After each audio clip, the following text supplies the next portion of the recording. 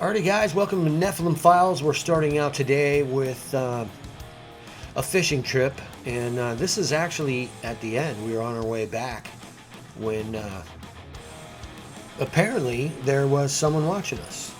Quick review of the film, even looking at the film as it ran, you could see him peeking out.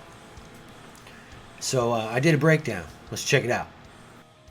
So you learn early on that there's stuff going on around you that you can't see, and it's something that you have to make adjustments for to find out what really is going on. And so what we do is we take the time to shoot when we're just walking. I found that the walking away from the expedition areas, the leaving, is one of the most valuable times to shoot footage. And we're looking at footage right now,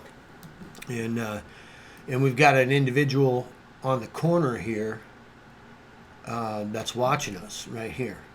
And you can see we got eyes, we got the triangles, right? And they're facing each other. That's the tell. We got the isosceles triangles facing each other. And it's just, kind of watching us from around the bush as we walk up. And you can see him there.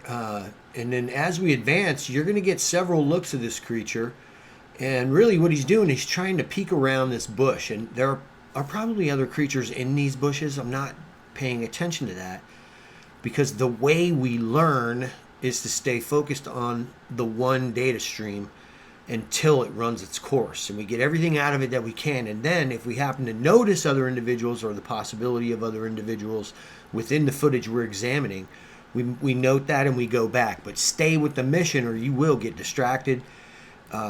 We're going to run this one through, and just looking at it, it's really a good piece of footage, because what it's really taught me, you can see he's got that grimace on his face. There's the mouth, but the lower lip appears to be sticking out. You can see the side of the cheek there, and we got the eyes, and then of course you've got the nose there.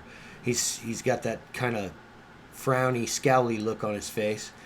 And as we get a little bit closer, you can see here's one of the eyes inside the head there, and the nostrils upturned right here. His mouth is right down here. He's got a really long upper lip. This would be like what a skunk ape looks like. This is what they describe, this type of creature. You can see we've even got a little bit of movement of the nose in between frames, and we can see nostril, and then we've got the eyes. Now his face is all squinted up, and we're walking up, and he's watching us. You know what it reminds me of is that gremlin Spike. They do resemble those gremlins from that movie, Steven Spielberg's movie, Gremlins. But they're giant. Now this particular one is extremely large. We've got a fence post here and a little bit of a wood fence, and we're going to walk around that. But as we approach, watch this guy right here. It's pretty cool, man. Right in here we get a little bit of real subtle movement right through that section where he kind of spins to look at us. And we got little spots in here, and then the nose is upturned, and he's going to just really give us a great shot right up in this next section. Here we go. This is where we really can see that there's kind of like a shape in here, a bigger shape than what we're getting. And right here we can see both of the eyes, and we've got balls inside those. Again, isosceles kind of shape, and we're getting the general shape of that goblin in there. We can see the goblin starting to take shape. We're going to go real slow, but you can see it looks like a goblin. That's what it looks like. We got a couple frames in there where we can see the eyes pretty good, and then we're going to move forward. And towards the end here, we get the best frames where we can see probably most of the creature. We definitely have that mouth line. And you know what he looks like is sort of like Eddie from Iron Maiden. And right there we've got a blink. Here's that eye is appearing red in this footage right here from this angle. And I think that's just glare back, you know what I mean? That's just, a little bit of the red eye from the camera. But you can see it's blinking.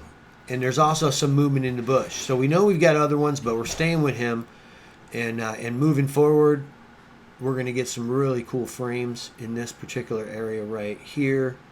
We can see we've got that goblin shape, and then there's something here. Is this another creature? I'm not sure. Are these his fingers?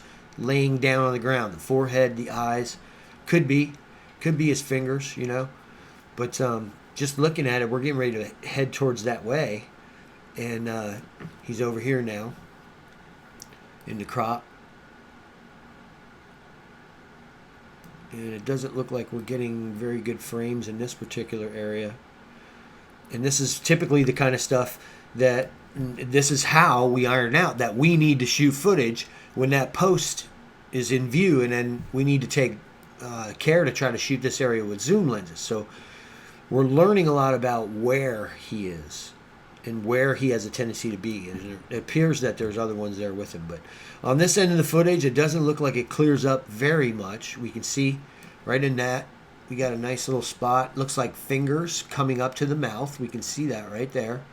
Looks like we got a knuckle joint and a bend and an index finger coming up. So it appears he does have his fingers up in his face, and he is covering, and incredibly difficult to see. In point of fact, Melanie and I walked right by him. We didn't realize. Now we did stop and shoot a clip here, and so let's go back and look at some of these better frames from the beginning of this, and we can see a lot better when we're from a distance. What does that suggest? Well, as we get close, it's suggestive that he's pulling back into the bushes.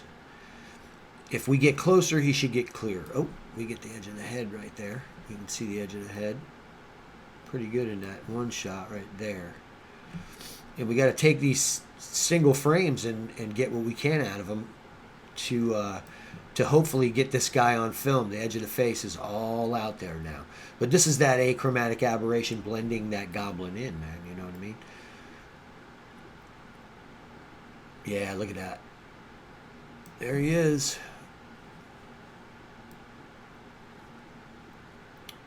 Pretty incredible that, he's right there on our way back. Pretty incredible.